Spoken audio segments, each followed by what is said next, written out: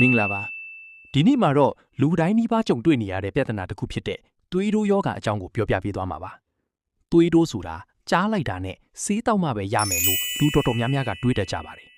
တကယ်တော့သွေးတိုးဆိုတာကျွန်တော်တို့ရဲ့နေ့စဉ်နေထိုင်မှုပုံစံတွေစားတောက်မှုအလေးအထားတွေနဲ့အများကြီးသက်ဆိုင်နေတဲ့ကိစ္စတစ်ခုပါတချို့လူတွေဆိုရင်ကိုယ်မှာသွေးတိုးရှိနေမှန်းတော့မသိပဲနေတတ်ကြပါတယ်ဘာဖြစ်လို့လဲဆိုတော့သွေးတိုးယောဂဟာအစပိုင်းမှာဘာလက္ခဏာမှမပြတ်တတ်လို့ပါပဲ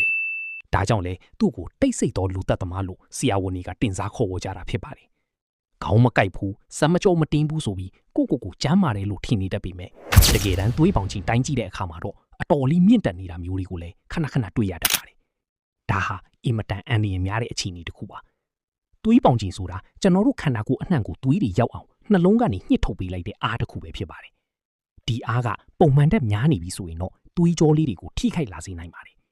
်ရေပိုက်တစ်ခုတည်းကိုရေဒီအများကြီးတွန်းပို့လိုက်တဲ့အခါပိုက်ကတင်းလာပြီးပေါက်ထွက်သွားနိုင်တယ်လို့မျိုးပါပဲခန္ဓာကိုယ်တွေကသွေးကြောလေးတွေဟာလည်းအဲ့ဒီလိုအခြေအနေမျိုးနဲ့အချိန်ကြာလာတဲ့အခါပျက်စီးလာပြီးနှလုံးယောဂကြောက်ကယောဂနဲ့လေဖြတ်တာတွေအထိဖြစ်လာနိုင်ပါတယ်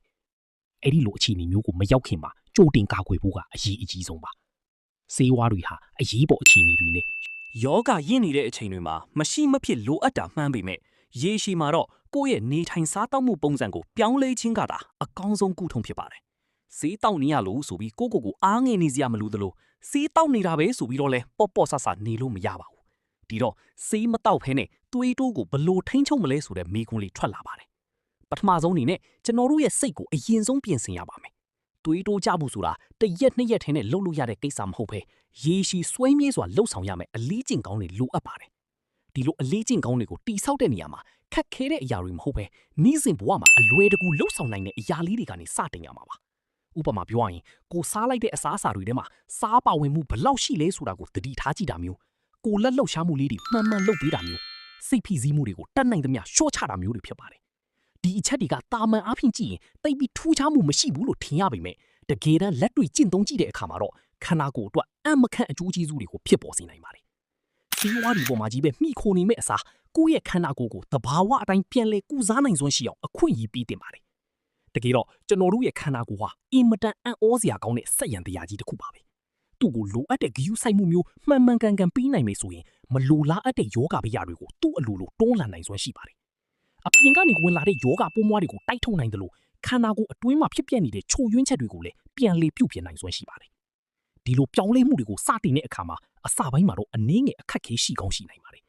ကိုအရင်ကစားနေကြအရာတာတွေလုံနေကြအလိအထတွေကိုစွန့်လို့ရတာဟာလွယ်ကူတဲ့ကိစ္စတော့မဟုတ်ပါဘူး။ဒါပေမဲ့ရေရှည်ကျမ်းမာရေးဆိုတဲ့ကြီးမားတဲ့ရည်မှန်းချက်ကိုမျက်စိထဲမြင်အောင်ထားဖို့လိုအပ်ပါတယ်။ကိုမိသားစုကိုချစ်ခင်ရသူတွေနဲ့အတူတူအချိန်ကြာပျော်ရွှင်နေထိုင်သွားခြင်းနေဆိုရင်ဒီလိုအနစ်နာခံမှုလေးတွေကတကယ်ကိုတန်ဖိုးရှိပါတယ်။ကိုရဲ့ခန္ဓာကိုယ်ဟာကိုလုံးသမျှအရာတိုင်းကိုမှတ်သားထားတတ်တဲ့သဘောရှိပါတယ်။ကောင်းတဲ့အရာတွေလုပ်ပြီးရင်ကျမ်းမာရေးဆိုတဲ့ဆုလပ်နဲ့ပြန်လေတုံ့ပြန်ပေးမှာဖြစ်ပြီးမကောင်းတဲ့အရာတွေလုပ်မိရင်တော့ယောဂဗျာတွေနဲ့ပြန်လေတတိပြီးတတ်ပါတယ်။ဒါကြောင့်မို့လို့ဒီနေ့ကစပြီးကိုယ့်ရဲ့ကျန်းမာရေးအတွက်ကိုယ်တိုင်တာဝန်ယူပြီးစေဝါတစ်ခုတည်းကိုသာအားမကိုပဲတဘာဝနီးလန်းတွေနဲ့သွေးတိုးယောဂကိုဘလို့အောင်မြင်စွာထိန်းချုပ်နိုင်မလဲဆိုတဲ့အသေးစိတ်အချက်လက်တွေကိုစတင်လှိလာဖို့လိုအပ်လာပါပြီ။သွေးတိုးယောဂကိုအနိုင်ယူဖို့ဆိုတာကိုယ့်ရဲ့စိတ်ပတ်ဖြတ်တတ်မှုတစ်ခုပေါ်မှာပဲမူတည်နေတယ်ဆိုတာကိုအမြဲတမ်းသတိရစေချင်ပါတယ်။ကိုယ်တိုင်ကကျန်းမာရေးနဲ့ညီညွတ်တဲ့လမ်းကြောင်းကိုရွေးချယ်မိဆိုရင်သွေးတိုးဆိုတာကြောက်စရာမဟုတ်တော့ပါဘူး။ကိုယ့်ရဲ့နေ့စဉ်လှုပ်ရလေးတွေကိုနေချင်းစီပြောင်းလဲသွားရုံနဲ့